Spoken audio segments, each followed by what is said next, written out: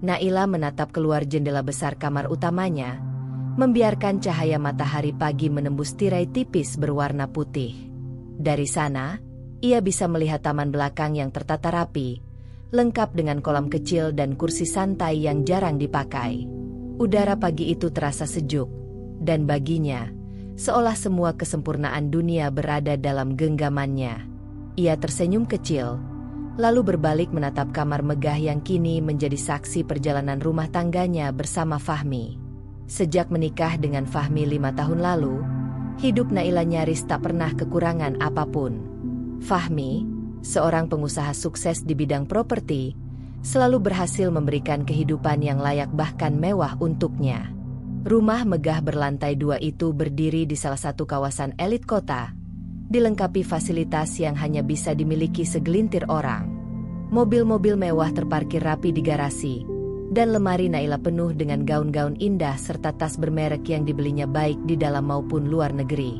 Namun, kebahagiaan Naila tidak semata-mata datang dari harta yang melimpah. Lebih dari itu, ia merasa dicintai. Fahmi dikenal romantis, setidaknya di mata Naila selama bertahun-tahun ini. Setiap ulang tahun, setiap hari peringatan pernikahan, selalu ada kejutan manis yang membuatnya yakin bahwa rumah tangga mereka adalah sesuatu yang utuh. Bahkan, sekadar makan malam di rumah pun sering diubah Fahmi menjadi momen berkesan, dengan lilin kecil, bunga mawar, dan obrolan panjang hingga larut malam. Pagi itu, Fahmi baru saja selesai bersiap untuk berangkat ke kantor. Setelan jas biru gelap membuatnya terlihat semakin berwibawa, sementara aroma parfum khasnya memenuhi ruangan. Naila menghampiri, merapikan dasi suaminya dengan gerakan lembut. "Kamu terlihat sangat tampan hari ini," ucapnya sambil tersenyum. Fahmi menatapnya sebentar, lalu mengecup keningnya dengan singkat. "Doakan supaya meeting hari ini lancar." "Ya," kata Fahmi, sembari mengambil tas kerjanya. Naila mengangguk mantap, seakan peran sebagai istri setia yang selalu mendukung sudah menjadi bagian dari dirinya. Ia mengantarkan Fahmi sampai ke depan pintu. Setelah mobil hitam milik Fahmi meninggalkan halaman, Naila kembali ke dalam rumah dengan hati yang hangat.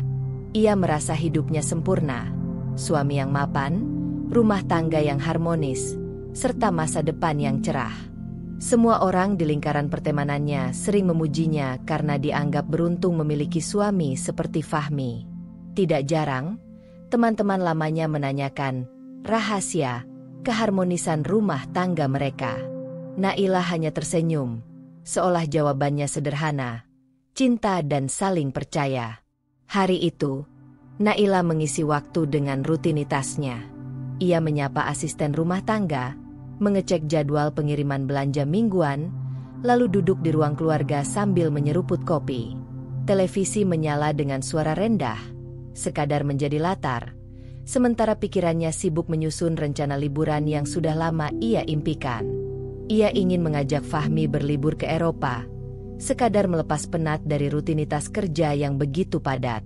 Dalam hatinya, ia yakin Fahmi pasti menyambut ide itu dengan gembira.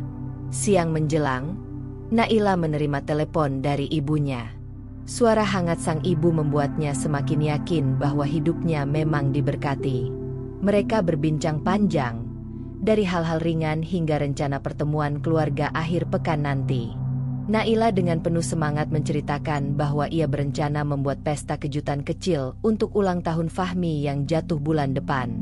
Ia ingin memastikan momen itu menjadi kenangan manis bagi suaminya. Di sore hari, Naila memutuskan untuk berjalan-jalan di taman belakang. Ia duduk di kursi kayu sambil membawa buku bacaan, sesekali menikmati semilir angin yang membawa aroma bunga. Dari kejauhan, terdengar suara tawa anak-anak tetangga yang bermain. Sekilas, bayangan tentang memiliki anak sendiri melintas di kepalanya. Ia dan Fahmi sebenarnya sudah membicarakan hal itu, tapi selalu menundanya dengan alasan kesibukan pekerjaan. Meski begitu, Naila tetap optimis. Suatu hari nanti mereka akan dikaruniai buah hati, dan kebahagiaannya akan semakin lengkap. Menjelang malam, Naila kembali sibuk di dapur. Meski memiliki asisten rumah tangga, ia selalu menyempatkan diri memasak hidangan kesukaan Fahmi, sup buntut dan nasi hangat. Ia tahu betul, perhatian kecil seperti itu sering membuat suaminya tersenyum puas. Dan benar saja, ketika Fahmi pulang malam itu, wajahnya yang semula terlihat letih berubah cerah begitu mencium aroma masakan. "Masakanmu memang tak pernah gagal membuat aku betah pulang," ujar Fahmi sambil duduk di meja makan. Naila tersenyum, merasa usahanya tidak sia-sia. Mereka makan malam dengan tenang, berbincang tentang rencana kerja, investasi, dan sekilas mengenai liburan yang Naila usulkan. Fahmi mendengarkan dengan antusias, meski sesekali terlihat sibuk memeriksa ponselnya. Naila tidak mempermasalahkan itu. Baginya, yang penting mereka bisa tetap duduk bersama, berbagi cerita, dan menjaga kehangatan rumah tangga. Malam itu, sebelum tidur, Naila menatap wajah Fahmi yang sudah terlelap. Ia membisikkan doa syukur dalam hati, berterima kasih karena telah diberi suami yang begitu ia cintai. Di benaknya, tidak ada ruang untuk keraguan, apalagi ketakutan. Baginya, rumah tangga mereka adalah gambaran sempurna dari impian setiap perempuan.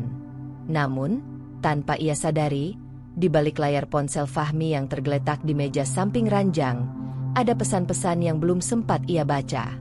Pesan dari seseorang yang kelak akan mengubah segalanya. Seseorang bernama Rani.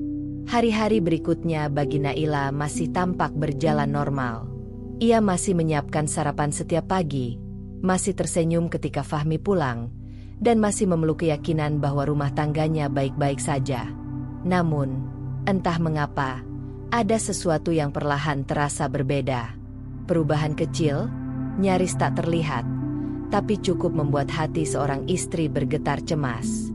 Perubahan itu bermula dari rutinitas sederhana, kepulangan Fahmi yang kini semakin larut.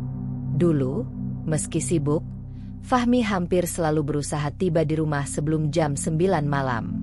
Baginya, makan malam bersama keluarga adalah ritual penting.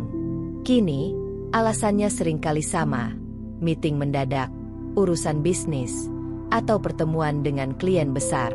Naila, yang sejak awal terbiasa mempercayai suaminya, mencoba menepis pikiran buruk.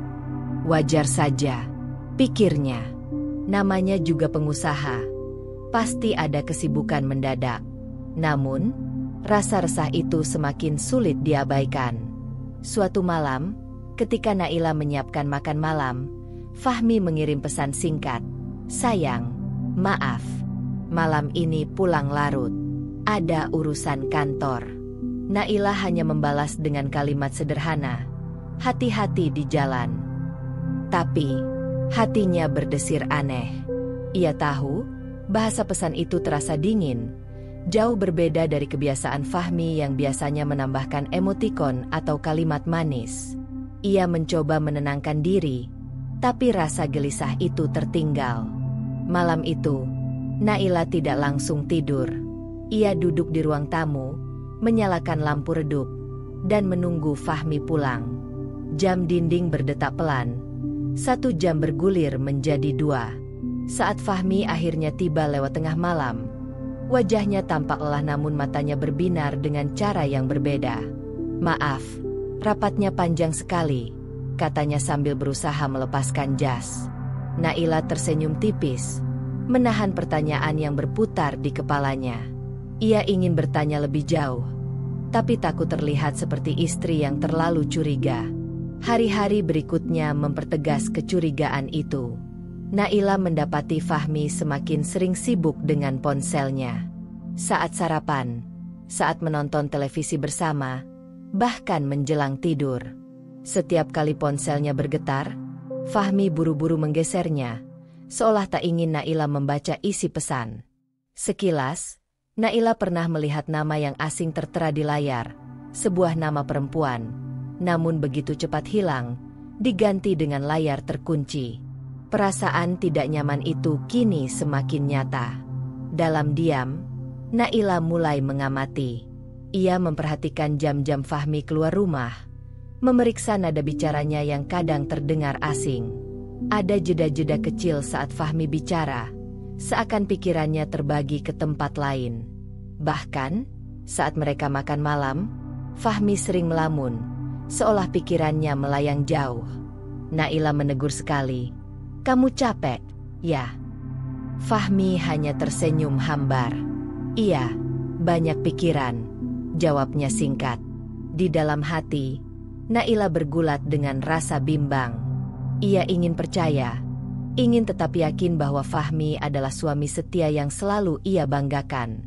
Namun, naluri seorang istri tidak bisa dibohongi. Ada yang salah, dan ia tahu itu. Setiap kali teringat wajah Fahmi yang tampak berbeda, Naila merasakan dadanya sesak. Ia tak ingin menuduh, tapi juga tidak mampu mengabaikan tanda-tanda yang semakin jelas. Pada suatu sore, ketika Naila sedang membersihkan kamar, ia menemukan sebuah tanda kecil yang semakin menguatkan kecurigaannya. Di saku jas Fahmi, terselip selembar nota restoran mewah.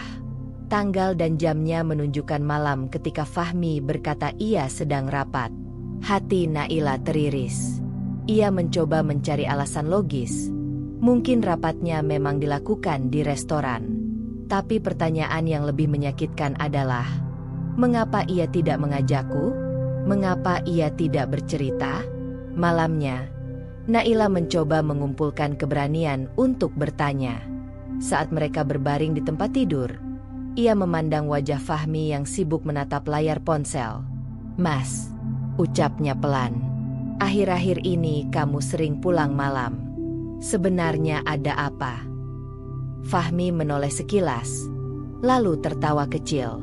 "Sayang, ini hanya urusan kerja. Kamu jangan berpikir macam-macam." Jawaban itu seharusnya menenangkan, tapi nada suaranya terdengar terlalu terburu-buru, terlalu dangkal. Naila hanya mengangguk, menyembunyikan rasa perih di balik senyum tipisnya. Malam-malam berikutnya, Naila semakin sulit tidur. Bayangan-bayangan buruk menghantui pikirannya. Ia teringat ucapan ibunya dulu, kalau suami mulai berubah, jangan langsung menuduh. Perhatikan dengan tenang. Naila berusaha melakukan itu, menahan diri, mencatat perubahan kecil yang ia lihat. Namun, semakin ia mengamati, semakin jelas bahwa sesuatu sedang disembunyikan Fahmi. Di sisi lain, Naila tetap menjalani perannya sebagai istri sebaik mungkin. Ia tidak ingin menimbulkan pertengkaran tanpa bukti. Ia tetap memasak, tetap melayani suaminya dengan penuh kasih, tetap menjaga rumah tangga seolah tidak ada masalah. Namun, di balik senyum itu, hatinya dipenuhi pertanyaan. Apakah kesempurnaan rumah tangga ini hanya ilusi? Suatu malam, saat Fahmi tertidur pulas, Naila menatap wajahnya lama sekali. Ia ingin percaya, ingin tetap berpegang pada kenangan indah yang mereka jalani. Tapi ketika matanya melirik ponsel Fahmi yang tergeletak di meja samping ranjang, rasa penasaran itu menghantam lebih keras. Tangannya hampir saja terulur. Namun ia menahannya. Ia tahu, sekali ia membuka ponsel itu, tidak akan ada jalan kembali. Untuk saat ini, ia memilih menunggu, meski hatinya semakin teriris oleh tanda-tanda yang sulit ia abaikan. Beberapa minggu belakangan, rasa curiga yang dipendam Naila semakin menyesakkan dada. Ia berusaha menolak pikiran buruk, berusaha yakin pada ucapan Fahmi bahwa semua hanyalah kesibukan kerja. Namun, tanda-tanda yang muncul terlalu banyak untuk diabaikan. Jadwal Fahmi yang semakin tak menentu, ponsel yang selalu ia jaga seakan menyimpan rahasia besar, dan tatapan matanya yang kerap kosong saat bersama Naila. Semua itu seperti potongan teka-teki yang belum lengkap. Hingga suatu sore, potongan terakhir itu akhirnya jatuh di pangkuan Naila. Hari itu, Naila memutuskan untuk mengunjungi butik langganannya di pusat kota. Ia ingin membeli kemeja baru untuk Fahmi, sebuah kebiasaan kecil yang selama ini ia lakukan untuk menunjukkan perhatian. Setelah memilih barang, ia melangkah ke kasir. Namun, tanpa sengaja, matanya tertuju pada sebuah meja sudut di kafe yang menempel dengan butik tersebut. Di sana, duduklah Fahmi. Naila tertegun. Jantungnya berdegup kencang. Bukan karena melihat suaminya di tempat itu, melainkan karena ia tidak sendirian. Di hadapannya ada seorang perempuan muda dengan penampilan mencolok. Rambut hitam panjangnya tergerai rapi. Tubuhnya dibalut gaun merah elegan yang menonjolkan lekuk tubuh. Senyumnya manis, penuh percaya diri. Fahmi terlihat begitu serius berbicara dengan perempuan itu. Sesekali, mereka tertawa kecil, seolah hanya mereka berdua yang ada di dunia. Dan saat tangan perempuan itu, yang belakangan Naila ketahui bernama Rani, menyentuh lengan Fahmi, dada Naila seolah diremas. Naila segera memalingkan wajahnya, berusaha tetap tenang. Tangannya bergetar saat menyerahkan kartu debit ke kasir. Jangan gegabah, Naila, ia mengingatkan dirinya sendiri. Jangan membuat keributan di sini. Namun, matanya tak bisa berhenti mencuri pandang ke arah mereka. Rani tampak sangat nyaman. Ia bahkan menyuapkan sepotong kue ke mulut Fahmi, dan suaminya menerimanya tanpa penolakan. Adegan sederhana itu menghancurkan tembok keyakinan yang selama ini Naila bangun. Seluruh kesibukan rapat yang dikatakan Fahmi mendadak terasa seperti kebohongan besar. Setelah membayar belanjaan, Naila melangkah keluar dengan langkah cepat. Ia tak sanggup menahan air mata, meski berusaha menutupi wajah dengan kacamata hitam. Rasanya seolah tanah di bawahnya berguncang. Pertanyaan demi pertanyaan menyesakkan dadanya. Siapa perempuan itu? Sejak kapan mereka dekat? Mengapa Fahmi tega melakukannya? Malamnya, Naila mencoba bersikap biasa. Ia menyiapkan makan malam seperti biasanya, menyambut Fahmi yang pulang dengan senyum tipis. Namun, kali ini hatinya penuh bara. Ia memperhatikan setiap gerak-gerik Fahmi, mencari celah kebohongan dalam setiap ucapannya. "Bagaimana harimu?" tanya Naila dengan suara yang ia paksa terdengar ringan. "Lancar, cuma agak capek," jawab Fahmi sambil membuka jas dan meletakkan ponselnya di meja. Jawaban singkat, tanpa detail, seolah ingin mengakhiri percakapan. Naila menahan diri. Ia belum ingin meledak malam itu. Ia tahu, emosi yang tak terkendali hanya akan membuat Fahmi semakin defensif. Sebagai gantinya, ia mulai menyusun rencana. Ia harus tahu siapa sebenarnya perempuan itu. Kesempatan itu datang lebih cepat dari yang ia duga. Keesokan harinya, saat Fahmi mandi, ponselnya berdering di meja kamar. Nama yang tertera di layar membuat darah Naila berdesir. "Rani." Dengan tangan gemetar, ia mengambil ponsel itu, menatap layar yang berkedip-kedip. Ia tidak menjawab panggilan itu, tapi segera membuka riwayat pesan. Dan di sanalah kebenaran terungkap. Puluhan pesan singkat penuh rayuan, janji, dan rencana tersebar rapi di layar. Rani memanggil Fahmi dengan sebutan mesra, bahkan membicarakan rencana liburan bersama. Lebih menyakitkan lagi, ada percakapan tentang Naila, disebut sebagai istri yang terlalu polos, dan tak akan pernah sadar. Setiap kata terasa seperti belati yang menusuk hati Naila. Tangannya gemetar, matanya panas oleh air mata yang tertahan. Ia buru-buru meletakkan ponsel itu kembali sebelum Fahmi keluar dari kamar mandi. Saat suaminya muncul, Naila berpura-pura sedang membaca majalah, meski dadanya hampir meledak oleh amarah dan rasa sakit. Malam itu, ketika Fahmi sudah tidur, Naila menangis dalam diam. Untuk pertama kalinya sejak menikah, ia merasa benar-benar dikhianati. Semua kenangan indah, semua janji manis, seakan runtuh dalam sekejap. Ia menatap langit-langit kamar, bertanya dalam hati, mengapa harus aku yang mengalami ini? Namun, di balik rasa sakit itu, sebuah tekad mulai tumbuh. Naila tahu, ini bukan sekadar cobaan kecil. Kehidupan rumah tangganya berada di ambang kehancuran. Dan untuk pertama kalinya, nama itu, Rani, terpatri jelas dalam pikirannya. Perempuan itu bukan sekadar orang asing. Ia adalah ancaman nyata yang berani masuk ke dalam rumah tangga Naila. Naila menarik napas panjang, menghapus sisa air mata di pipinya. Ia tahu, mulai dari malam itu, dirinya tidak bisa lagi hanya menunggu atau berprasangka. Ia harus menghadapi kenyataan, meski menyakitkan. Hari-hari setelah Naila menemukan nama Rani di ponsel Fahmi terasa berat. Ia masih mencoba bersikap normal, masih menyiapkan sarapan, masih menyambut kepulangan suaminya dengan senyum tipis. Tetapi di dalam hatinya, badai sedang berkecamuk. Fakta bahwa Fahmi berhubungan dengan perempuan lain sudah jelas di depan mata. Namun, ia masih berharap ada penjelasan yang bisa menenangkan, meski hatinya tahu itu hampir mustahil.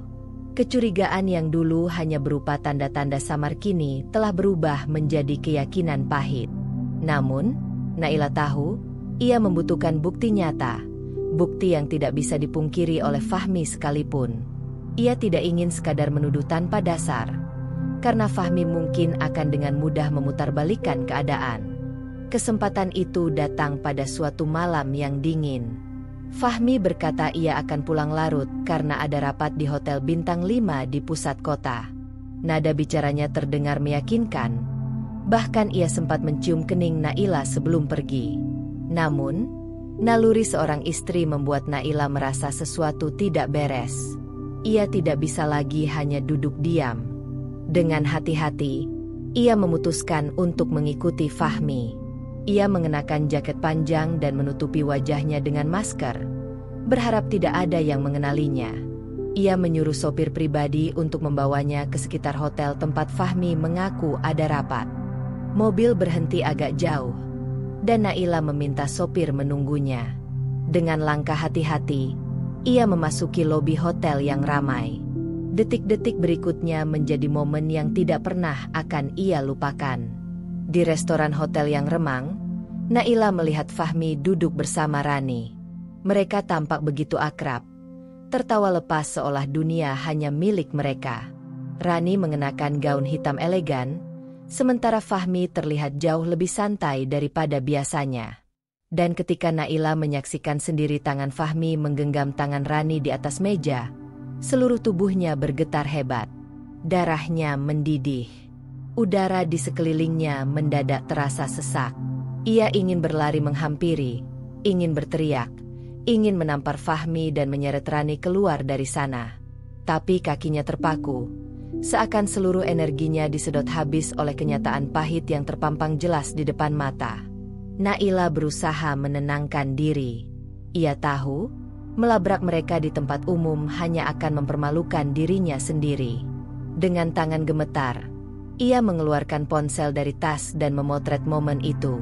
1, 2, 3 kali. Bukti visual yang tak terbantahkan kini ada di tangannya.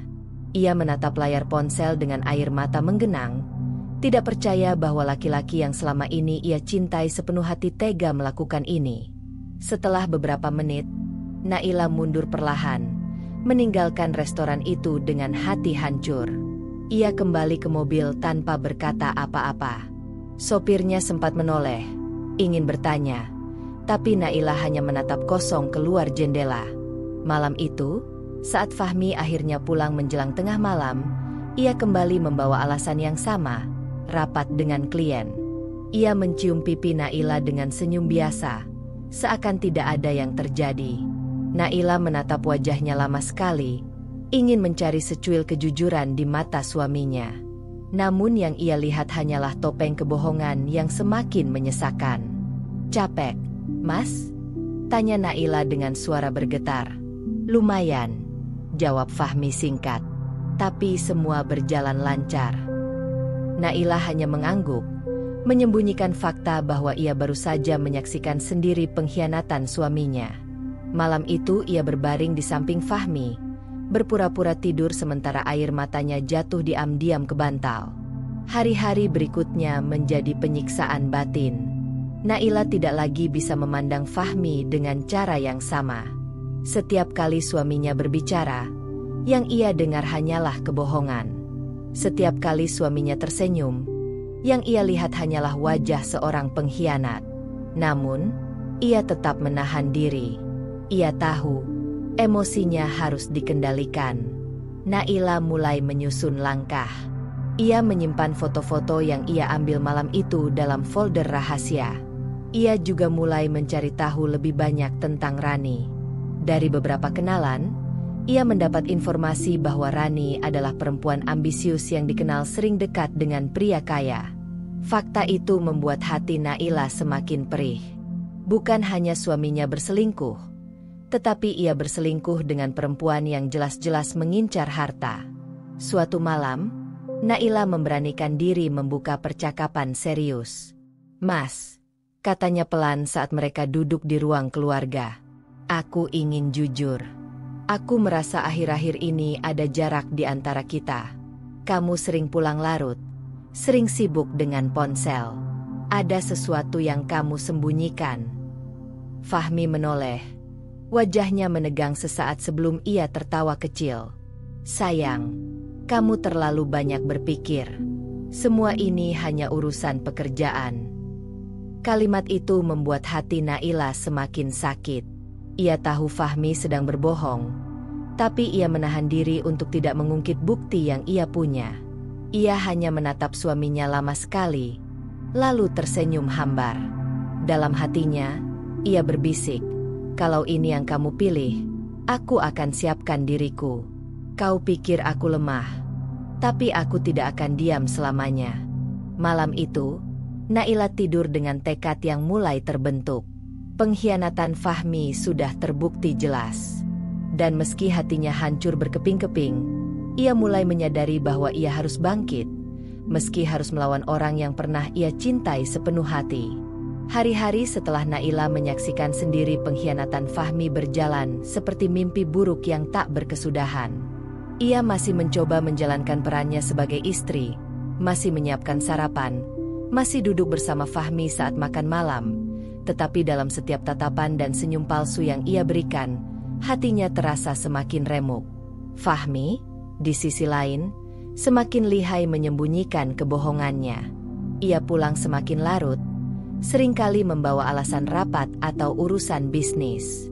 Namun, bagi Naila, semua itu tak lebih dari topeng murahan. Foto-foto di ponselnya sudah cukup menjadi bukti. Pesan-pesan di aplikasi percakapan sudah lebih dari cukup untuk membuktikan bahwa cintanya telah disia-siakan. Suatu malam, ketika Fahmi baru saja pulang, Naila tidak lagi bisa menahan emosinya. Ia menatap suaminya dengan mata yang penuh air mata tertahan. "Mas," ucapnya dengan suara bergetar, "sampai kapan kamu mau terus berbohong?" Fahmi tertegun. "Maksudmu apa, sayang?" Naila berdiri, berjalan ke arah meja, lalu mengeluarkan ponselnya. Ia menunjukkan foto-foto yang diambil di restoran hotel tempo hari. "Ini," katanya pelan namun tegas. "Ini yang kamu sebut rapat?" Duduk berdua dengan perempuan bernama Rani, menggenggam tangannya, tertawa mesra. Wajah Fahmi mendadak pucat. Ia berusaha meraih ponsel Naila, tapi istrinya lebih cepat menariknya kembali. "Naila, dengar dulu penjelasanku." "Penjelasan apa?" potong Naila dengan suara meninggi. "Aku sudah diam. Aku sudah percaya. Tapi kamu mengkhianati kepercayaan itu. Kamu pikir aku tidak tahu selama ini kamu sibuk dengan siapa? Semua alasan rapatmu hanya kebohongan." Suasana ruang keluarga itu mendadak tegang. Nafas Naila memburu, sementara Fahmi mencoba menenangkan situasi. Namun, semakin ia berbicara, semakin jelas kebohongan yang ia lontarkan. Naila merasa dikhianati 2 kali. Sekali karena perselingkuhan, sekali lagi karena kebohongan yang terus-menerus. Akhirnya, amarah yang selama ini ia bendung pecah. "Aku tidak sanggup lagi hidup denganmu, Fahmi," ucap Naila. Suaranya bergetar namun mantap. "Aku ingin kita berpisah." Kata-kata itu menggema di ruangan, menusuk hati Fahmi sekaligus mengoyak dada Naila sendiri. Mereka berdua terdiam cukup lama, hanya suara detak jam dinding yang terdengar. Berpisah? Ulang Fahmi dengan wajah keras. Kamu tidak bisa bicara sembarangan begitu. Naila, kita punya banyak hal bersama. Justru karena itulah, jawab Naila lirih, aku tidak mau terus berada dalam kebohongan. Lebih baik aku kehilanganmu sekarang daripada terus kehilangan diriku sendiri setiap hari. Malam itu, pertengkaran besar pun tak terhindarkan. Suara mereka meninggi, tuduhan dan pembelaan bercampur aduk. Fahmi menuduh Naila terlalu cepat mengambil keputusan. Naila membalas bahwa keputusan ini justru lahir dari kesabaran panjang. Air mata tak lagi bisa ia bendung, tapi di balik isakannya, ada kekuatan yang selama ini ia sembunyikan. Keesokan harinya, Naila mengambil langkah nyata. Ia mendatangi kantor pengacara, membawa bukti-bukti perselingkuhan Fahmi, dan menyampaikan niatnya untuk mengajukan gugatan cerai. Pengacara itu mendengarkan dengan serius, lalu berkata, "Ibu punya dasar yang kuat. Perceraian ini bisa dimenangkan, termasuk hak atas harta bersama." Ucapan itu memberi sedikit ketenangan di hati Naila. Ia tahu jalan di depannya tidak mudah, tetapi setidaknya kini ia memiliki pegangan. Ia tidak lagi sendiri. Saat Fahmi mengetahui langkah Naila, wajahnya berubah muram. Ia mencoba membujuk, bahkan marah-marah, menyebut Naila egois. Namun, bagi Naila, pintu hati itu sudah tertutup rapat. "Kamu yang memilih jalan ini, Mas," katanya dengan dingin. "Aku hanya mengambil keputusan yang seharusnya sudah aku ambil sejak lama." Proses perceraian pun dimulai. Sidang demi sidang berjalan, menghadirkan rasa sakit yang tak terbayangkan. Naila harus mendengar sendiri bagaimana Fahmi berusaha membela diri, bahkan sesekali memutarbalikkan fakta. Namun, bukti-bukti yang ia miliki terlalu jelas. Hakim mendengarkan dengan seksama, dan semakin lama posisi Naila semakin kuat. Di rumah, suasana semakin dingin. Mereka masih tinggal di bawah atap yang sama untuk sementara, tetapi seolah ada tembok tak kasat mata yang memisahkan keduanya. Mereka jarang bicara, bahkan sekadar saling menyapa pun terasa canggung. Bagi Naila, rumah besar itu kini hanya terasa kosong, penuh kenangan yang menusuk. Malam terakhir sebelum sidang putusan, Naila duduk sendirian di ruang tamu. Ia menatap foto pernikahannya yang masih tergantung di dinding. Wajahnya yang dulu tersenyum bahagia kini terasa asing. Ia mengusap pipinya yang basah oleh air mata, lalu berbisik pada dirinya sendiri, "Ini bukan akhir. Ini awal dari sesuatu yang baru." Keesokan harinya, pengadilan resmi mengabulkan gugatan cerai Naila. Statusnya sebagai istri Fahmi berakhir dengan ketukan palu hakim. Rasanya pahit, perih, tetapi juga melegakan. Naila melangkah keluar ruang sidang dengan kepala tegak, meski hatinya masih penuh luka. Perceraian yang diketuk palu hakim seharusnya menjadi akhir dari penderitaan panjang Naila. Namun, setelah statusnya resmi terlepas dari Fahmi, yang muncul bukanlah kelegaan penuh, melainkan kehampaan yang menyesakan. Hari-hari awal pasca putusan, rumah besar itu terasa semakin asing. Dulu, suara langkah Fahmi, suara tawa kecil, bahkan aroma parfum khasnya masih mengisi ruang-ruang rumah. Kini, yang tersisa hanyalah kesunyian yang menusuk. Naila berjalan dari kamar ke kamar dengan langkah gontai, seakan mencari sesuatu yang hilang, meski ia tahu yang ia ceritakan pernah kembali. Malam-malamnya dipenuhi tangis. Ia sering terbangun mendadak. Mimpi buruk menyeretnya kembali pada bayangan Fahmi yang duduk mesra dengan Rani. Naila akan menutup wajahnya dengan bantal, berusaha membungkam isak yang tak terkendali. "Mengapa aku yang harus mengalami ini?" bisiknya berulang-ulang. Pagi pun tidak lebih baik. Naila sering termenung lama di meja makan, menatap kursi kosong di seberangnya. Kursi yang dulu selalu ditempati Fahmi kini menjadi pengingat pahit. Ia kehilangan selera makan, tubuhnya mulai melemah, dan wajahnya semakin pucat. Orang-orang terdekat yang berkunjung kerap menunjukkan kekhawatiran. Ibunya pernah berkata dengan mata berkaca-kaca, "Nak, kamu harus kuat. Jangan biarkan dirimu hancur begini." Namun Naila hanya tersenyum tipis. Kata-kata itu terdengar baik, tetapi melakukannya jauh lebih sulit. Luka di dalam hatinya terlalu dalam. Rasa dikhianati terlalu menyakitkan. Baginya, dunia seakan runtuh. Semua rencana masa depan, semua janji manis, telah lenyap begitu saja. Naila mulai kehilangan minat pada hal-hal yang dulu ia sukai. Membaca, merawat tanaman, bahkan sekadar menonton film. Semuanya terasa hambar. Hari-hari dihabiskan dengan duduk termenung di kamar. Pandangan kosong menatap langit-langit. Ia merasa tak lagi punya tujuan. Lebih menyakitkan lagi, kabar tentang Fahmi dan Rani beredar di kalangan sosialita.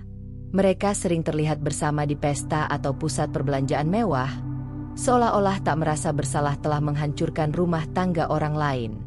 Gosip itu menyebar cepat, sampai ke telinga Naila. Setiap kali ia mendengarnya, hatinya terasa diremas, seolah luka lama kembali disayat. Dalam kesendiriannya, Naila mulai meragukan dirinya sendiri. Apakah aku tidak cukup baik? Apakah aku terlalu membosankan bagi Fahmi?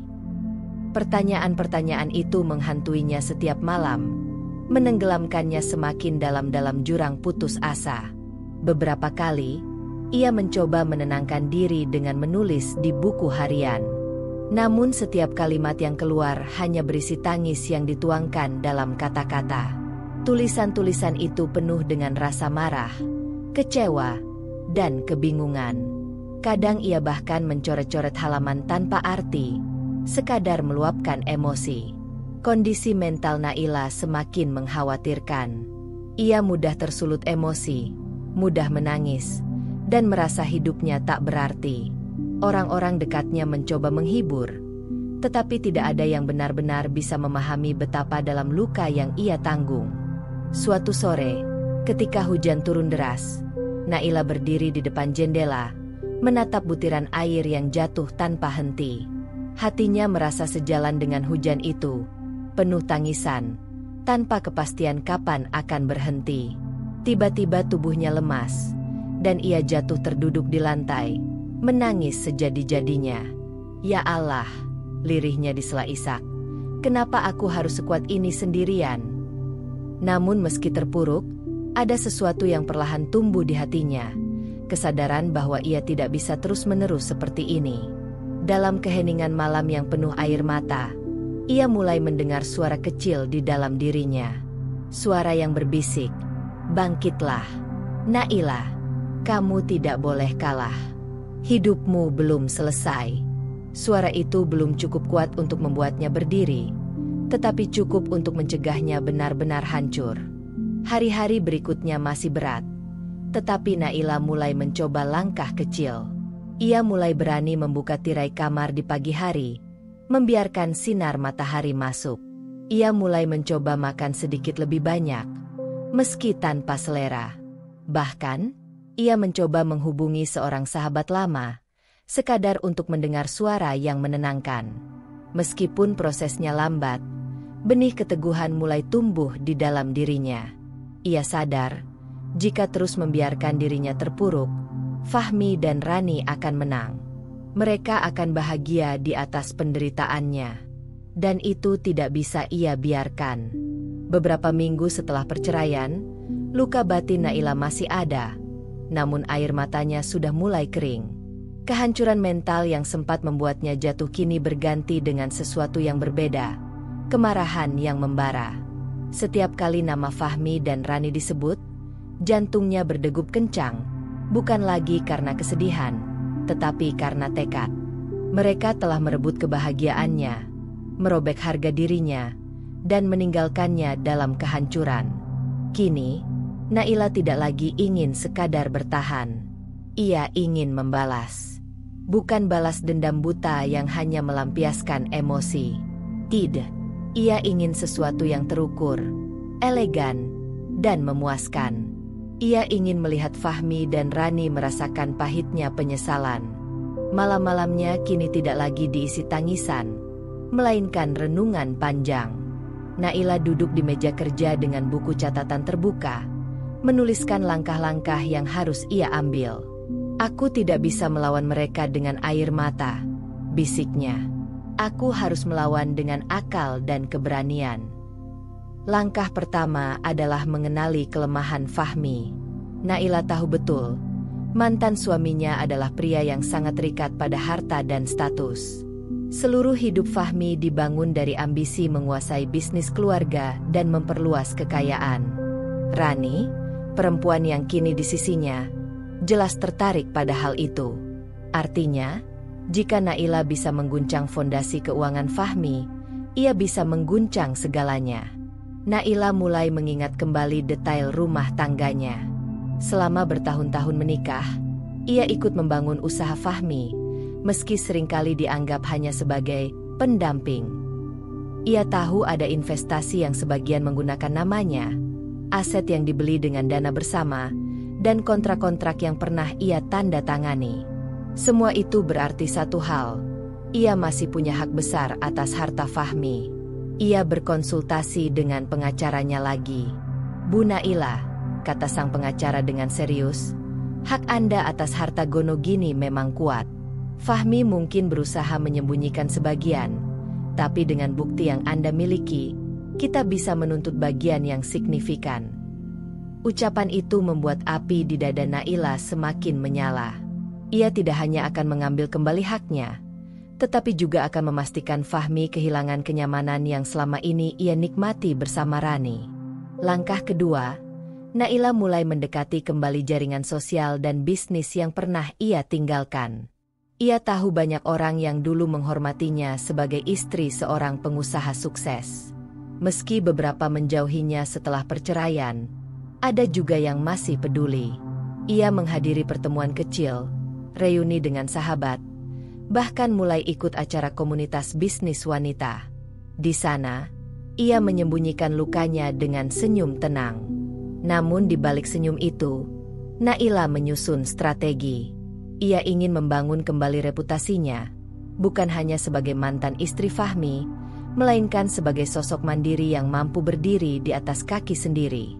Ia tahu, semakin ia kuat, semakin sakit hati Fahmi melihatnya. Langkah ketiga, Naila mulai mengumpulkan informasi tentang Fahmi dan Rani. Ia menyewa seseorang untuk melacak transaksi keuangan Fahmi, mencari tahu kelemahan dalam bisnisnya. Ia juga mendengar desas-desus bahwa gaya hidup Rani yang mewah mulai membebani Fahmi. Semua informasi itu ia catat rapi, menunggu saat yang tepat untuk digunakan. Di tengah rencananya, sesekali keraguan muncul. Malam-malam tertentu, ia masih bertanya pada dirinya sendiri, apakah aku terlalu kejam? Apakah aku benar-benar harus menjatuhkan Fahmi? Namun begitu bayangan perselingkuhan itu kembali hadir, Fahmi menggenggam tangan Rani, menatapnya penuh mesra, keraguannya sirna. "Mereka sudah menjatuhkanku ke jurang. Kini giliran aku yang menentukan permainan." Naila pun mulai mempersiapkan dirinya secara lahir dan batin.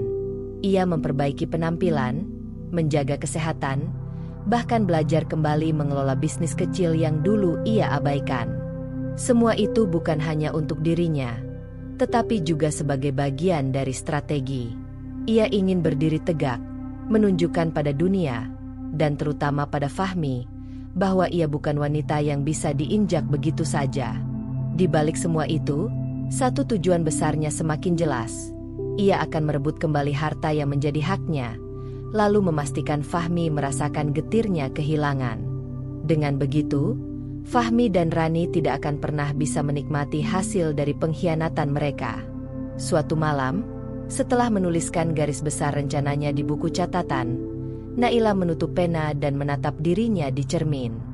Wajahnya tidak lagi terlihat rapuh seperti dulu. Ada api di mata itu, ada kekuatan baru yang lahir dari penderitaan. "Ini saatnya," bisiknya pada bayangan dirinya sendiri. "Aku akan membuat mereka menyesal." Hari itu, Naila melangkah keluar dari mobil dengan langkah mantap. Di tangannya, sebuah map tebal berisi dokumen-dokumen penting. Ia berdiri di depan gedung pengadilan negeri, tempat yang akan menjadi medan pertempuran barunya. Hanya kali ini, musuhnya bukan lagi sekadar rasa sakit hati, tetapi mantan suaminya sendiri, Fahmi, yang kini hidup mesra bersama Rani. Sebelum masuk, Naila menarik napas panjang. Ia bisa merasakan jantungnya berdetak kencang. Namun, ada keteguhan dalam sorot matanya. Ini bukan sekadar soal uang, batinnya. Ini soal harga diri. Soal hakku yang tidak boleh diinjak begitu saja. Di ruang sidang, suasana tegang terasa sejak awal. Fahmi sudah hadir lebih dulu, duduk dengan jas rapi, wajahnya penuh percaya diri. Di sampingnya, seorang pengacara papan atas yang terkenal lihai dalam membalikkan keadaan.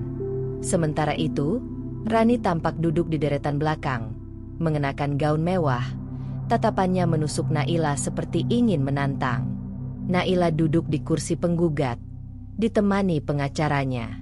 Meski tubuhnya sempat bergetar, ia memaksa dirinya untuk tetap tenang. Sidang pun dimulai. Hakim membuka berkas, dan suara palu yang mengetuk meja seolah menjadi tanda dimulainya pertarungan panjang.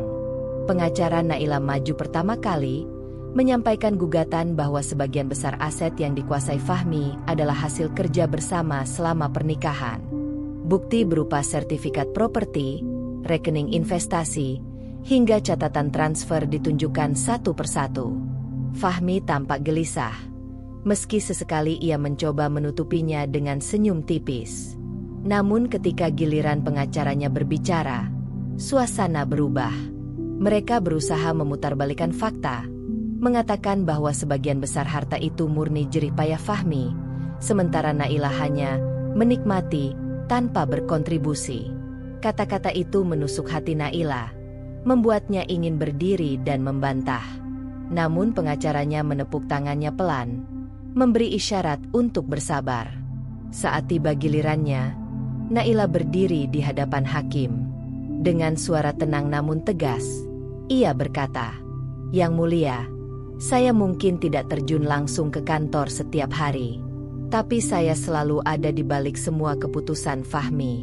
Saya ikut mendukung, mengurus rumah, membangun relasi sosial, bahkan menandatangani kontrak penting. Saya bukan hanya penonton. Saya bagian dari perjalanan itu." Ruangan hening sejenak. Kata-kata Naila menggema, penuh ketulusan.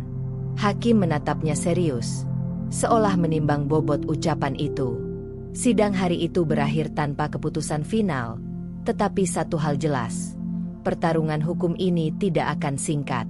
Fahmi jelas tidak akan melepaskan hartanya dengan mudah, sementara Naila bertekad tidak akan menyerah. Malamnya, Naila pulang dengan tubuh lelah.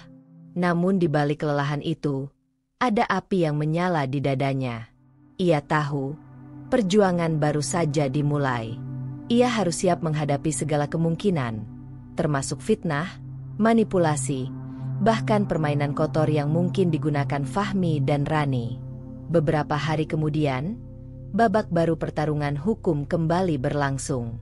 Kali ini, pengacara Fahmi mencoba mengajukan bukti palsu yang menunjukkan bahwa sebagian aset dibeli jauh sebelum pernikahan mereka. Namun pengacara Naila dengan sigap membongkar kejanggalan dalam dokumen itu.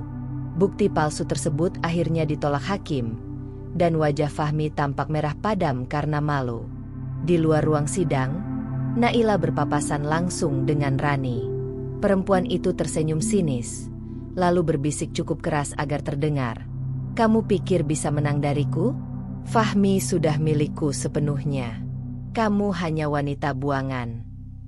Naila menatap Rani tajam. Bibirnya tersenyum tipis. "Kalau benar dia milikmu, nikmatilah, bersama semua beban dan kehancurannya."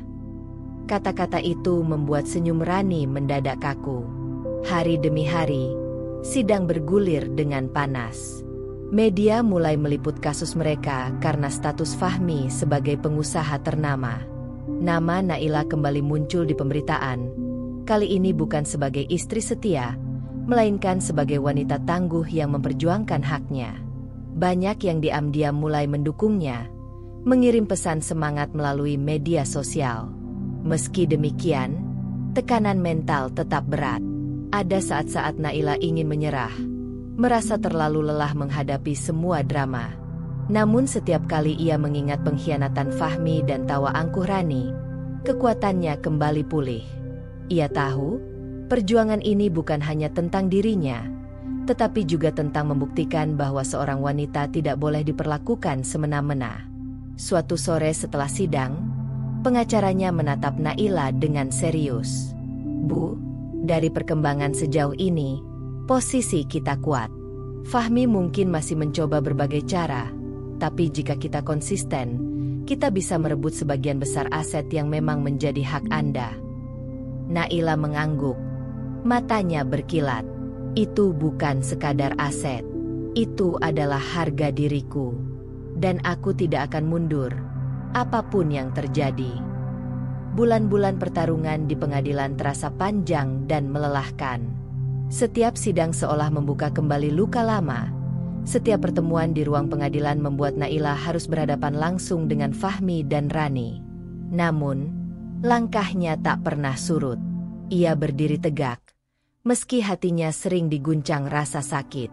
Hari itu, sidang terakhir akhirnya digelar. Ruang pengadilan penuh sesak. Beberapa wartawan duduk di barisan belakang. Pena dan kamera mereka siap merekam momen penting.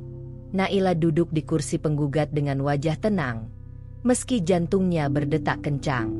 Di seberangnya, Fahmi tampak gelisah, sementara Rani mencoba tersenyum angkuh, seolah yakin kemenangan ada di pihak mereka.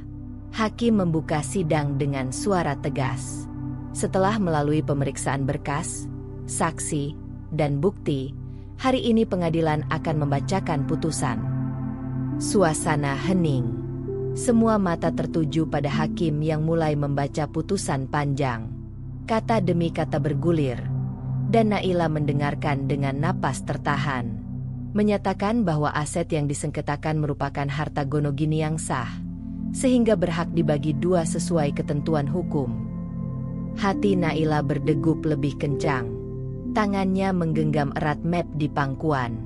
Oleh karena itu, gugatan penggugat, Naila, dikabulkan untuk sebagian besar.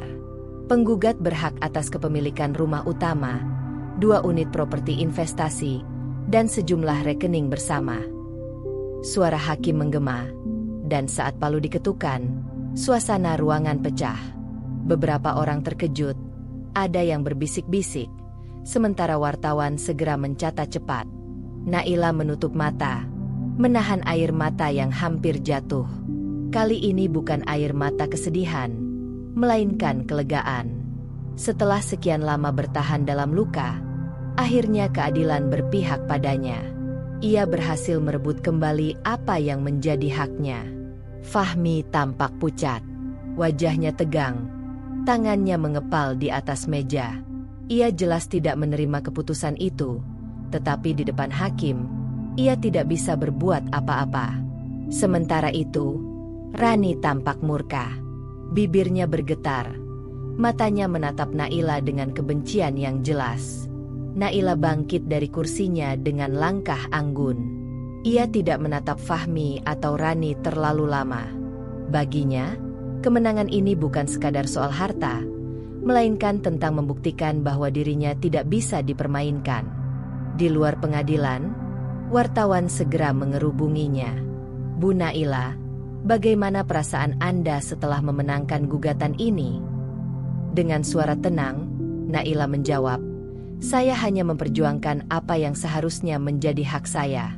Keadilan memang tidak mudah didapat, tapi hari ini saya bersyukur kebenaran menang." Jawaban itu segera tersebar di media, dan banyak orang memuji keberanian Naila. Sosok yang dulu dicap sebagai istri tersakiti kini dipandang sebagai wanita kuat yang mampu melawan ketidakadilan. Namun, kemenangan itu bukan berarti tanpa konsekuensi. Malamnya, Naila duduk sendirian di ruang tamunya yang kini resmi menjadi miliknya. Ia menatap dinding-dinding rumah itu dengan perasaan campur aduk. Ia lega, tetapi juga sadar bahwa perjuangannya belum selesai. Fahmi bukan tipe pria yang akan diam saja setelah kalah. Dan Rani, dengan ambisinya, pasti tidak akan tinggal diam. Naila menyesap teh hangat perlahan. Di dalam hatinya, ia tahu kemenangan ini baru langkah pertama. Harta telah ia rebut kembali, tetapi ada sesuatu yang lebih besar ingin ia capai. Memastikan Fahmi merasakan pahitnya kehilangan, sama seperti yang dulu ia rasakan. Beberapa hari kemudian, kabar kemenangan Naila semakin meluas. Di kalangan sosialita, gosip tentang jatuhnya wibawa Fahmi menjadi topik hangat. Banyak yang bersimpati pada Naila, bahkan beberapa yang dulu menjauhinya kini kembali mendekat, memberi dukungan. Di sisi lain, bisnis Fahmi mulai goyah. Kehilangan beberapa aset besar membuat arus keuangannya terganggu. Apalagi, gaya hidup mewah yang ia jalani bersama Rani tetap harus dipertahankan. Tekanan finansial mulai menghimpit, dan kabar itu sampai juga ke telinga Naila. Mendengar kabar itu, hati Naila bergetar. Ada kepuasan tersendiri melihat bahwa langkah kecilnya di pengadilan mulai memberi dampak nyata. Namun, ia tidak terburu-buru. Ia tahu, permainan masih panjang. Malam itu, Naila kembali menulis di buku catatannya. Di halaman baru, ia menuliskan kalimat dengan huruf tegas. Menang dalam gugatan hanyalah awal. Setelah ini, aku akan pastikan mereka benar-benar merasakan apa itu kehilangan. Ia menutup buku itu dengan senyum tipis. Bukan senyum bahagia, melainkan senyum seorang wanita yang siap melangkah lebih jauh dalam rencana balas dendamnya. Hari-hari setelah kemenangan di pengadilan membawa suasana baru dalam hidup Naila. Beban berat yang selama ini menekan pundaknya perlahan terangkat. Meski rasa sakit akibat pengkhianatan Fahmi masih ada, ia mulai menemukan cahaya baru yang menuntunnya ke arah berbeda. Untuk pertama kalinya setelah sekian lama, ia bangun pagi dengan hati yang lebih ringan. Pagi itu, Naila berdiri di balkon rumahnya, menatap matahari yang perlahan naik. Secangkir kopi hangat berada di tangannya, sementara angin pagi berhembus lembut. Ada rasa syukur yang mengalir dalam dadanya. Rumah megah yang dulu ia anggap hilang kini kembali menjadi miliknya, bukan lagi sekadar simbol harta, tetapi lambang bahwa dirinya mampu bangkit. Namun, Naila sadar kemenangan hukum hanyalah satu bagian dari perjalanan. Kebangkitan sejati harus dimulai dari dalam dirinya. Ia tak ingin selamanya dikenal hanya sebagai korban atau mantan istri yang disakiti. Ia ingin dikenal sebagai perempuan mandiri yang bisa berdiri di atas kakinya sendiri. Langkah pertama ia mulai dengan menata ulang hidupnya. Ia memanggil kembali asisten rumah tangga lama yang dulu sempat dipecat atas desakan Fahmi. Mereka menyambut dengan air mata haru. "Bu Naila, akhirnya kami bisa kembali. Kami tahu ibu tidak pernah salah, dan kami bangga bisa bekerja lagi dengan ibu," kata salah satunya. Dukungan itu membuat hati Naila semakin kuat. Ia merasakan kembali kehangatan keluarga kecil yang selama ini hilang. Tak berhenti di situ, Naila memutuskan untuk memanfaatkan keahliannya. Selama bertahun-tahun ia ikut mendampingi Fahmi membangun jaringan bisnis. Meski sering dianggap sekadar pelengkap, ia tahu persis cara membaca peluang, mengelola aset, dan menjalin hubungan dengan para investor. Semua pengalaman itu kini ia gunakan untuk dirinya sendiri. Dengan sisa modal yang ia dapatkan dari pembagian harta, Naila mendirikan sebuah perusahaan kecil bergerak di bidang properti. Awalnya banyak yang meremehkan. Mereka mengira Naila tak akan mampu bersaing tanpa bayang-bayang Fahmi. Namun, justru hal itu menjadi motivasi baginya. Hari-harinya kembali dipenuhi aktivitas produktif. Ia sibuk mengatur pertemuan, menyusun rencana bisnis, dan mencari mitra kerja. Tidak mudah, tetapi semangatnya tidak pernah surut. Bahkan ketika ada yang meragukan kemampuannya, ia menanggapi dengan senyuman percaya diri. Kalau saya bisa membantu suami dulu membangun bisnis dari nol, kenapa sekarang saya tidak bisa melakukannya sendiri? Ujarnya suatu kali dalam pertemuan dengan calon investor. Kata-kata itu, sederhana tapi penuh keyakinan, membuat banyak orang mulai menaruh respek padanya. Perlahan tapi pasti, roda usahanya mulai berputar. Satu proyek kecil berhasil ia jalankan, lalu disusul proyek berikutnya. Nama Naila kembali terdengar di kalangan bisnis, bukan lagi sebagai istri Fahmi, melainkan sebagai pemimpin baru yang berani. Kebangkitan ini juga membawa perubahan dalam dirinya secara emosional. Naila mulai merawat dirinya kembali. Ia rajin berolahraga, memperhatikan kesehatan, bahkan menata ulang penampilannya. Aura percaya diri terpancar dari setiap langkahnya. Teman-teman lama yang sempat menjauh kini kembali menghampirinya, kagum dengan transformasi yang ia tunjukkan. Namun, di balik semua itu, Naila tidak melupakan tujuannya. Kebangkitannya bukan hanya untuk dirinya sendiri, tetapi juga bagian dari rencana besar, memastikan Fahmi dan Rani merasakan getirnya kehilangan. Setiap kesuksesan yang ia raih adalah pukulan tak langsung kepada mereka. Kabar keberhasilan Naila cepat menyebar. Media menulis artikel tentang kebangkitan seorang wanita yang pernah dikhianati, menyebutnya sebagai inspirasi banyak perempuan. Artikel itu semakin membuat Naila dikenal, sekaligus membuat Fahmi dan Rani gerah. Suatu malam, saat Naila selesai menghadiri acara bisnis, ia menerima pesan singkat dari nomor tak dikenal. "Kamu pikir sudah menang? Permainan belum selesai." Naila membaca pesan itu dengan tenang. Senyum tipis muncul di bibirnya. Ia tahu pesan itu pasti berasal dari pihak Fahmi atau Rani. Namun, kali ini ia tidak merasa gentar. Justru hatinya semakin mantap. Benar, batinnya. Permainan belum selesai. Dan aku baru saja memulai langkah terbesarku. Kehidupan yang semula terlihat gemerlap perlahan berubah menjadi bayangan suram bagi Fahmi dan Rani. Kekalahan di pengadilan menjadi pukulan besar. Aset yang selama ini mereka banggakan, rumah megah, properti investasi, dan tabungan, sebagian besar berpindah ke tangan Naila.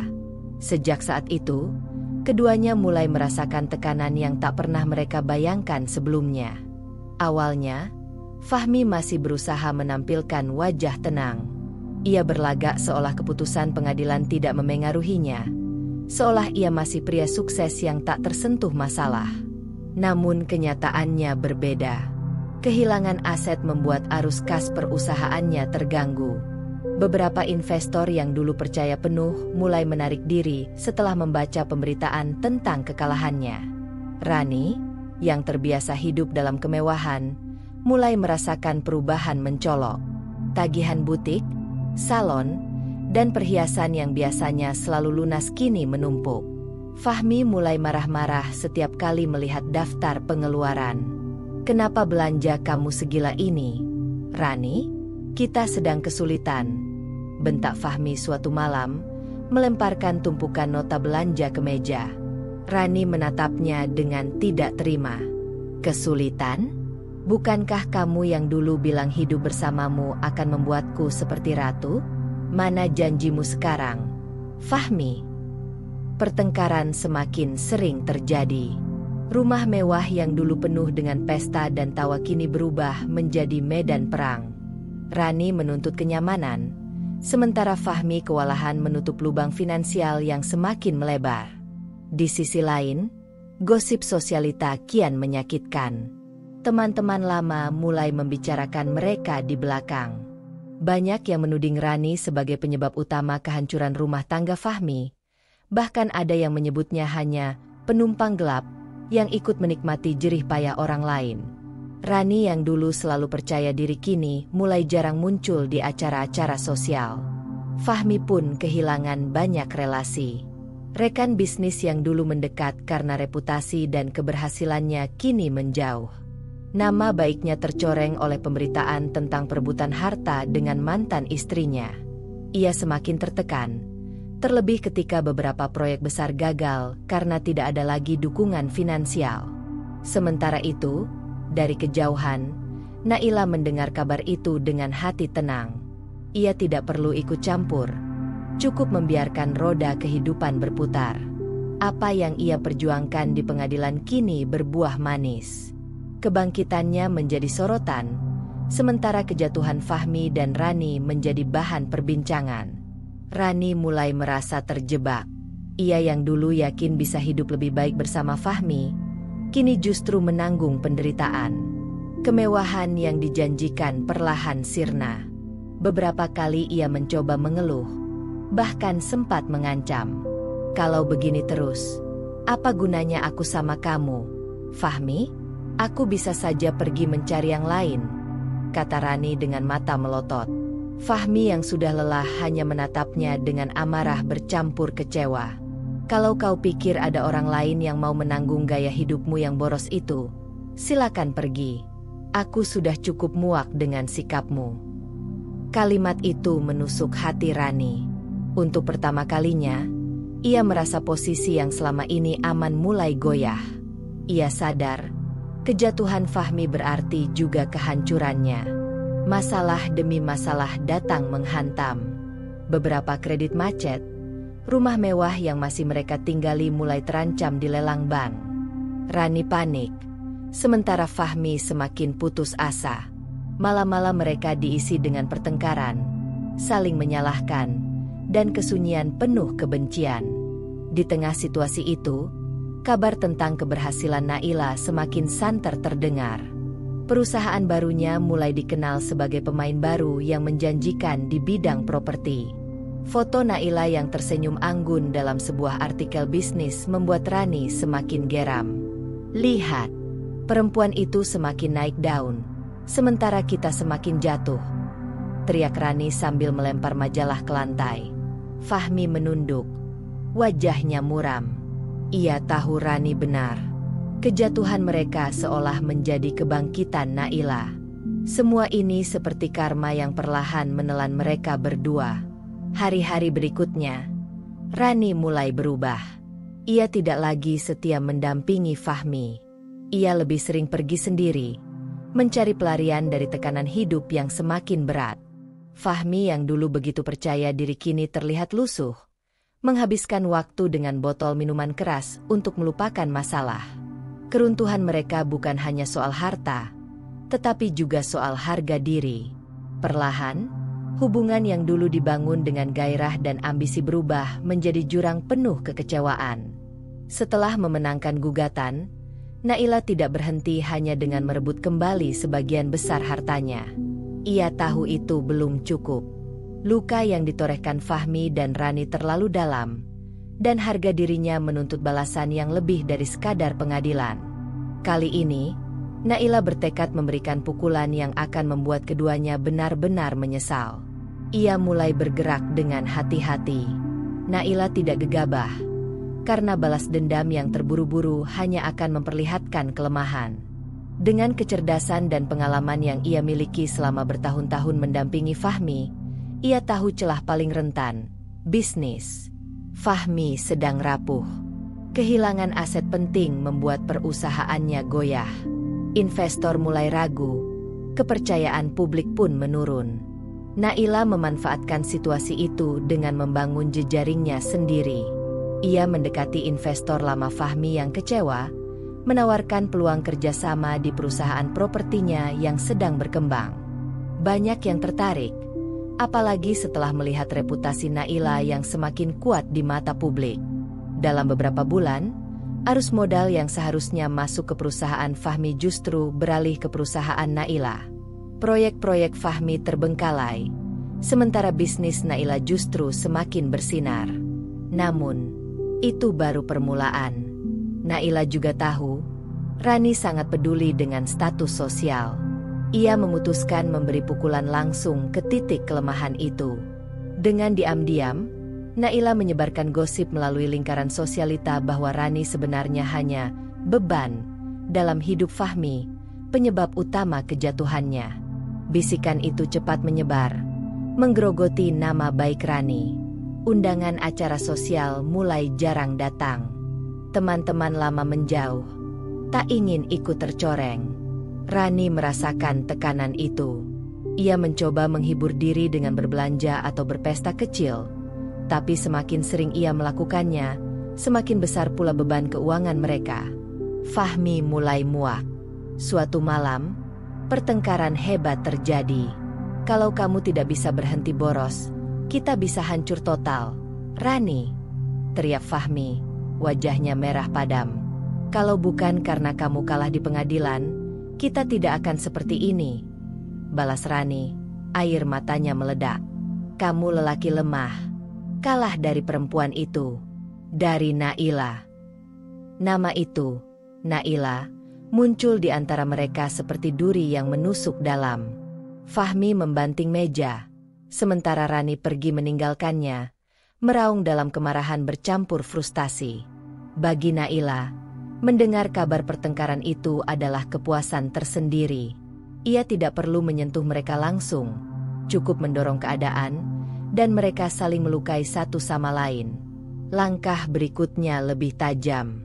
Naila menyewa tim hukum lain untuk meninjau kembali utang dan aset Fahmi. Ia menemukan bahwa beberapa pinjaman bisnis Fahmi bisa ditagih lebih cepat melalui mekanisme hukum. Dengan koordinasi yang rapi, ia mendorong kreditur untuk menuntut pelunasan segera. Hasilnya, perusahaan Fahmi semakin terjepit. Satu demi satu aset terpaksa dijual untuk menutup utang. Bahkan rumah mewah yang menjadi simbol kehidupan baru mereka mulai terancam dilelang. Rani panik. Ia menangis histeris ketika mendengar kabar itu. Tidak mungkin. Aku tidak bisa tinggal di tempat yang lebih kecil. Tidak bisa. Aku malu. Fahmi, semua orang akan menertawakan kita. Fahmi hanya menatap kosong. Wajahnya penuh keputusasaan. Ia tidak lagi punya tenaga untuk membantah. Hidupnya sudah terasa hancur, dan setiap langkah yang ia ambil seolah berujung pada kegagalan. Sementara itu, Naila berdiri di balik jendela kantornya, menatap kota malam dengan senyum tipis. Ia tahu apa yang ia lakukan akan dicap kejam oleh sebagian orang. Tapi bagi Naila, ini bukan sekadar soal kejam atau tidak. Ini adalah soal keadilan pribadi. Mereka sudah merampas kebahagiaanku. Sekarang giliran mereka merasakan apa artinya kehilangan segalanya. Di titik ini, Naila mulai benar-benar merasakan kekuatannya. Bukan hanya secara finansial, tetapi juga mental. Ia bukan lagi perempuan yang rapuh karena dikhianati. Ia adalah sosok baru, seorang wanita yang bisa mengguncang hidup orang-orang yang meremehkannya. Namun, meski puas melihat Fahmi dan Rani menderita, Naila tahu permainannya belum selesai. Masih ada satu hal yang ingin ia pastikan, bahwa penyesalan mereka tidak akan pernah menemukan jalan keluar. Hari-hari yang dulu penuh kemewahan kini berubah menjadi neraka bagi Fahmi dan Rani. Rumah megah mereka tinggal kenangan. Perabotan berharga satu persatu dijual untuk menutupi utang. Kehidupan glamor yang dulu selalu dipamerkan di media sosial kini lenyap tanpa jejak. Rani merasakan penderitaan itu lebih dalam. Ia yang terbiasa hidup dalam limpahan harta kini harus menghadapi kenyataan pahit. Belanja dibatasi, pesta hilang, bahkan undangan sosial pun tak lagi datang. Teman-teman yang dulu menyanjungnya kini menghindar. Sosok Rani yang dulu dielu-elukan kini hanya bahan gosip murahan. Ketegangan di rumah semakin memuncak. Pertengkaran yang dulunya hanya sebatas kata-kata kini berubah menjadi pertikaian keras. Suatu malam, ketika tagihan listrik menumpuk dan ancaman dari bank datang lagi, pertengkaran terbesar pun terjadi. Aku tidak tahan lagi, Fahmi, teriak Rani sambil membanting pintu kamar. Hidup seperti ini bukan yang kamu janjikan padaku. Aku tidak mau hidup miskin. Fahmi duduk di kursi ruang tamu. Rambutnya kusut, wajahnya kusam. Botol minuman keras tergeletak di sampingnya. Apa kau pikir aku mau semua ini terjadi? Aku juga menderita, Rani. Tapi kalau kau benar-benar mencintaiku, kau akan tetap bertahan di sisiku. Rani terbahak sinis. Cinta? Jangan bercanda, Fahmi. Cinta tidak bisa membayar tagihan. Aku meninggalkan semua kenyamanan dulu demi janji-janji manismu. Dan sekarang, aku hanya jadi bahan tertawaan karena memilih lelaki yang kalah dari mantan istrinya. Nama itu kembali muncul, Naila. Setiap kali disebut, hati Fahmi terasa teriris. Bukan hanya karena Naila berhasil merebut kembali haknya, tapi juga karena kini bayangannya terus menghantui hubungan Fahmi dan Rani. Rani melanjutkan dengan suara bergetar penuh emosi. Kau tahu kenapa semua orang menjauh dariku? Karena mereka menganggap aku penyebab kehancuranmu. Mereka benar, Fahmi. Aku yang bodoh memilih meninggalkan hidupku dulu untukmu. Dan sekarang aku harus ikut tenggelam dalam kegagalanmu. Fahmi terdiam. Tak ada bantahan lagi yang bisa ia lontarkan. Semua kata-kata Rani adalah kenyataan pahit yang harus ia telan. Beberapa hari setelah pertengkaran itu, Rani mulai jarang pulang. Ia sering terlihat di pusat perbelanjaan murah, mencoba menghibur diri, atau sekadar nongkrong dengan orang-orang baru yang tidak peduli pada masa lalunya. Namun, dalam diam, Rani juga mulai mencari jalan keluar. Sampai akhirnya, suatu pagi, Fahmi terbangun dan mendapati rumahnya sunyi. Ia berjalan ke kamar Rani dan mendapati lemari pakaian kosong. Hanya tersisa beberapa gaun lama yang tidak berharga. Di meja rias, ada secari kertas singkat bertuliskan, "Aku tidak bisa lagi menjalani hidup seperti ini. Aku butuh kebahagiaan yang tidak bisa kau berikan. Jangan cari aku, Fahmi. Semua sudah berakhir." Tangan Fahmi gemetar saat membaca tulisan itu. Dunia seolah runtuh sekali lagi. Ia menjatuhkan diri ke lantai. Wajahnya terkubur di kedua tangannya. Rani, perempuan yang dulu ia pilih dengan penuh gairah, kini meninggalkannya saat ia terpuruk. Hari-hari setelah kepergian Rani terasa seperti neraka yang lebih gelap. Fahmi mulai jarang keluar rumah. Bisnisnya hancur, reputasinya rusak, dan kini ia benar-benar sendirian. Rani yang dulu menjadi alasan pengkhianatannya terhadap Naila kini pergi tanpa menoleh ke belakang. Sementara itu, dari kejauhan, Naila mendengar kabar itu melalui salah satu rekannya. Ia tidak terkejut. Dalam hatinya, ia tahu Rani tidak akan bertahan lama menghadapi kesulitan. Naila hanya tersenyum tipis. Itulah bedanya aku dan dia, batinnya. Aku bertahan dalam badai. Dia lari saat hujan pertama datang. Meski puas, Naila tidak merasa euforia berlebihan. Ia sudah menduga semua ini akan terjadi. Yang membuatnya lebih tenang adalah kenyataan bahwa balasannya berhasil. Orang yang dulu meremehkan dan menyakitinya kini benar-benar merasakan pahitnya ditinggalkan. Namun, Naila juga tahu, cerita belum selesai. Fahmi masih ada, meski kini hancur. Dan dalam hati kecilnya, ia penasaran, apakah penyesalan yang dialami Fahmi cukup untuk membuatnya sadar? Ataukah ia akan semakin tenggelam dalam keterpurukan? Sejak kepergian Rani, hidup Fahmi jatuh dalam kegelapan yang nyaris tanpa jalan keluar. Rumah megah yang dulu menjadi simbol kejayaan kini kosong, sepi, dan penuh kenangan pahit. Perabotan banyak dijual, lantai marmer mulai berdebu, dan suara tawa yang dulu mengisi ruangan telah lama hilang. Setiap pagi, Fahmi terbangun dengan kepala berat akibat minuman keras yang menemaninya semalaman. Di meja samping ranjang, botol kosong berjejer seperti saksi bisu kehancurannya. Ia berjalan terseok ke cermin, melihat wajah lusuh dengan mata sayu. Bayangan pria sukses dan berwibawa yang dulu ia banggakan kini lenyap, digantikan sosok rapuh yang hampir tidak ia kenali. Dalam kesepiannya, kenangan masa lalu menyeruak tanpa henti. Ia teringat Naila, duduk di ruang tamu, menyajikan teh hangat setiap kali ia pulang kerja. Naila yang dengan sabar menemaninya melewati masa-masa sulit membangun bisnis dari nol.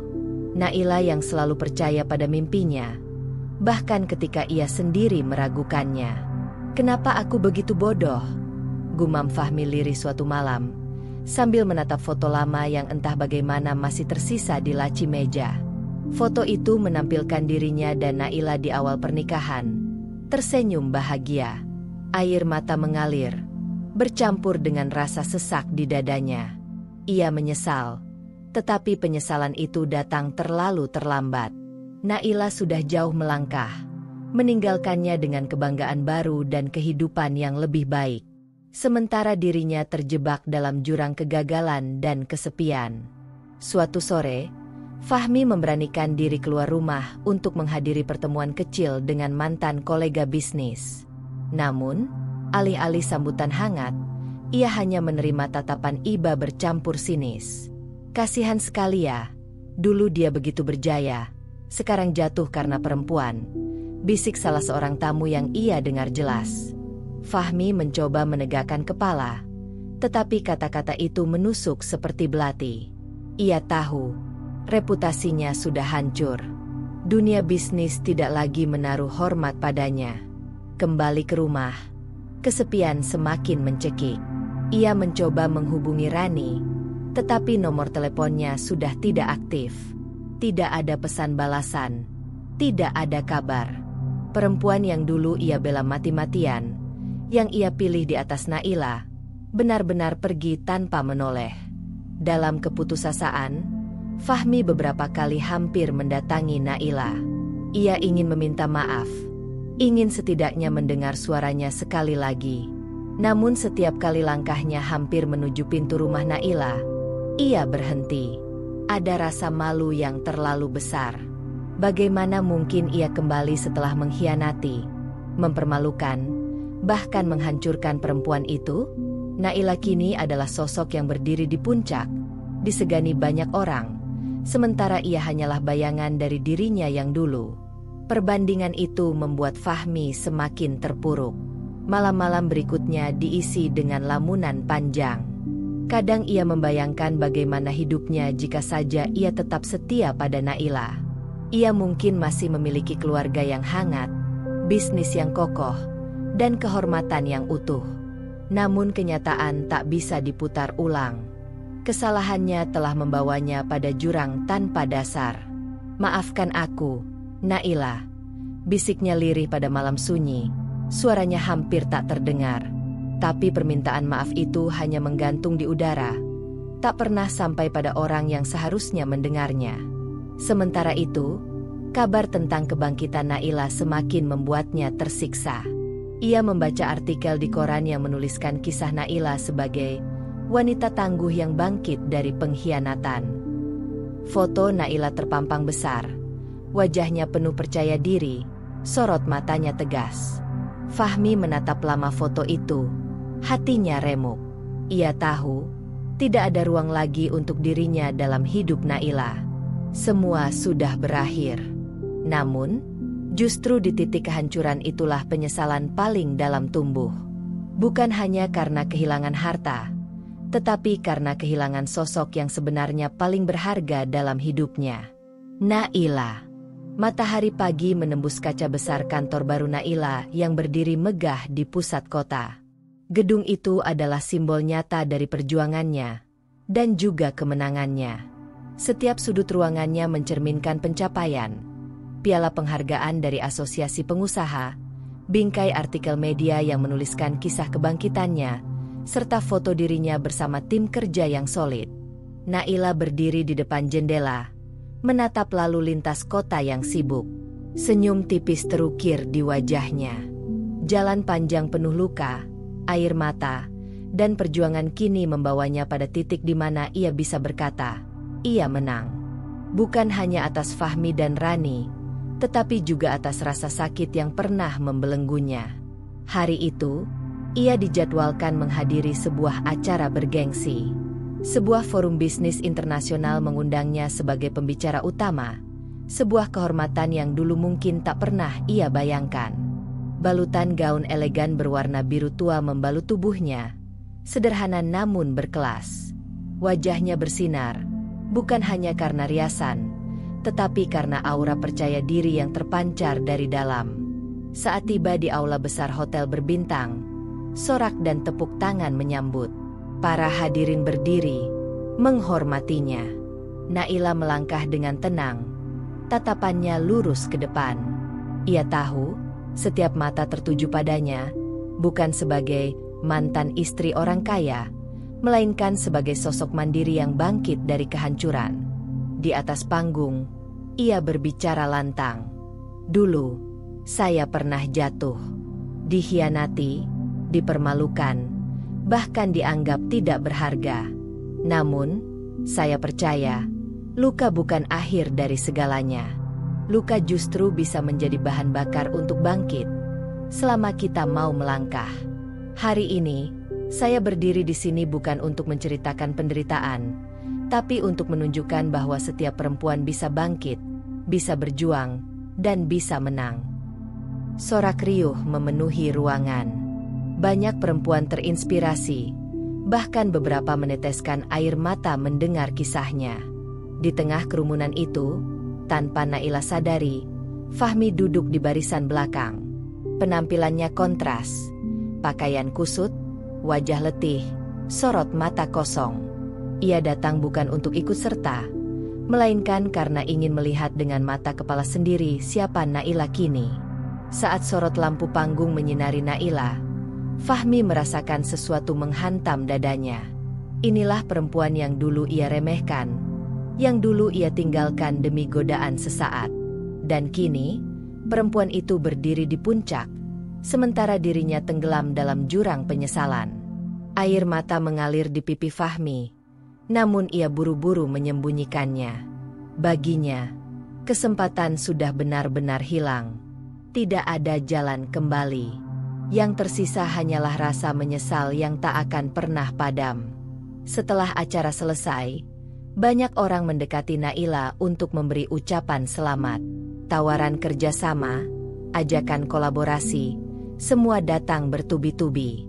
Namun di tengah keramaian itu, hati Naila terasa damai. Ia tidak lagi mencari validasi dari orang lain, tidak lagi merindukan pengakuan dari Fahmi. Ia sudah cukup, karena ia berhasil membuktikan pada dirinya sendiri bahwa ia bisa berdiri tegak tanpa siapapun. Malam itu, Naila kembali ke rumah barunya, sebuah hunian modern yang ia beli dengan hasil jerih payahnya sendiri. Ia menyalakan lilin aromaterapi, duduk di balkon sambil menatap bintang-bintang. Angin malam menyapu wajahnya lembut. Dalam keheningan, ia berbisik pada dirinya sendiri, "Aku sudah menang. Bukan karena mereka kalah, tapi karena aku bisa bangkit." Kemenangan sejati bagi Naila bukan sekadar harta atau status sosial. Bukan pula karena melihat Fahmi dan Rani hancur.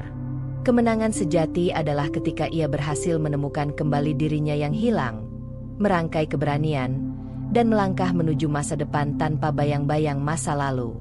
Dan untuk pertama kalinya sejak pengkhianatan itu terjadi, Naila merasa benar-benar bebas. Dan begitulah akhir dari cerita kita hari ini. Setiap perjalanan, seberapapun kecilnya, selalu menyimpan pelajaran dan makna. Semoga kisah ini bisa menginspirasi, menghibur, atau bahkan membuka sudut pandang baru untukmu. Kalau kamu suka dengan cerita seperti ini, jangan lupa untuk like, komen, dan tentunya subscribe agar kamu nggak ketinggalan cerita-cerita seru berikutnya. Aktifkan juga lonceng notifikasinya supaya kamu jadi yang pertama tahu saat cerita baru tayang. Sampai jumpa di kisah selanjutnya.